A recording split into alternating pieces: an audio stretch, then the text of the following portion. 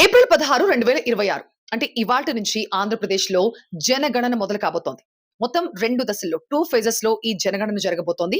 ఇవాల్టి నుంచి మొదలయ్యే సెన్సస్‌లో ముందుగా బిల్డింగ్ సెన్సస్ జరగబోతోంది. అంటే ఆంధ్రప్రదేశ్‌లో ఉన్న భవనాల లెక్కింపు జరుగుతుంది.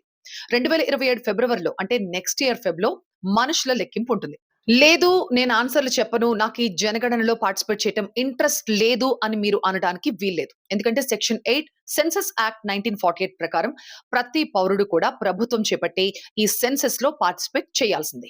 ఎన్యూమరేటర్ ముందుగా బిల్డింగ్‌కి సంబంధించిన డీటెయిల్స్ తీసుకుంటారు. అంటే ఆ బిల్డింగ్ ఇల్లా, ఆఫీసా, కమర్షియలా, నాన్ కమర్షియలా లేకపోతే స్కూలా, బిల్డింగ్ ఖాళీగా ఉందా ఇవన్నీ అడుగుతారు. ఆ తర్వాత బిల్డింగ్ ఏ మెటీరియల్‌తో కన్‌స్ట్రక్షన్ జరిగింది. అంటే ఫ్లోరింగ్ టైల్స్ వేశారా? గోడలు మట్టి గోడలున్నాయా? ఇటుక గోడలా? కాంక్రీటా? ఇంటి పైకప్పు ఏముంది? పెంకులున్నాయా? రేకుల షెడ్‌లున్నాయా? స్లాబ్ ఉందా? ఇలా ఇవన్నీ చూస్తారు. దీంతో పాటు ఆ బిల్డింగ్ పటిష్టత కూడా చూస్తారు.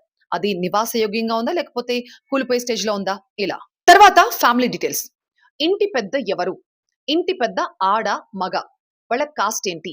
ఇంట్లో ఎంతమంది పెళ్ళైన వాళ్ళున్నారు? మీ ఇంట్లో ఎన్ని గదులున్నాయి? మీ ఇల్లు సొంతిల్లా? అద్దిల్లా? ఈ వివరాలు కూడా అడుగుతారు. తర్వాత బిల్డింగ్‌లో ఉన్న ఫెసిలిటీస్. మీ ఇంటికి వాటర్ కనెక్షన్ ఉందా? ప్రాపర్ వెంటిలేషన్ ఉందా? గాలి, వెలుతురు వస్తున్నాయా ఇంట్లోకి? అండ్ మీకు డ్రైనేజ్ సిస్టమ్ ఉందా? మీ ఇంట్లో బాత్రూమ్ ఉందా? మీరు వంటకి ఎల్‌పీజీ వాడతారా? పీఎన్‌జీ వాడతారా? లేకపోతే కట్టెలు వాడతారా? టీవీలు, ఫ్రిడ్జ్‌లు, ఏసీలు, వాషింగ్ మెషిన్‌లు, ఎన్ని స్మార్ట్ ఫోన్స్ వాడుతున్నారు? మీ ఇంట్లో 2 వీలర్స్ ఎన్నున్నాయి? 4 వీలర్స్ ఎన్నున్నాయి? ఇలా. దీంతో పాటు మీరు రైస్ తింటారా? లేకపోతే గోధుమలు, వీట్ తింటారా?